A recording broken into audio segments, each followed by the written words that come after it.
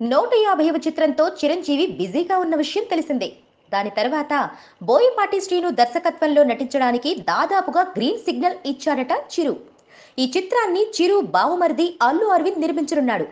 ఇక ఈ చిత్రం ఎప్పుడు ప్రారంభమవుతుందో తెలుసా? జూన్లోనంట. ఖైదీ నెంబర్ 150 చిత్రాన్ని జనవరి నెలలో రిలీజ్ చేయనున్నారు. దాని తర్వాత ప్రమోషన్ అని మిగతా హడావుడి అంతా ఫిబ్రవరి వరకు ఉంటుంది. ఇక ఎలాగో ఆ తర్వాత కొద్ది రోజులు విశ్రాంతి, అటు పిమ్మట బోయపాటి సినిమా. ఇక బోయపాటి శ్రీను కూడా ప్రస్తుతం బెల్లంకొండ శ్రీనుతో సినిమా చేస్తున్నాడు.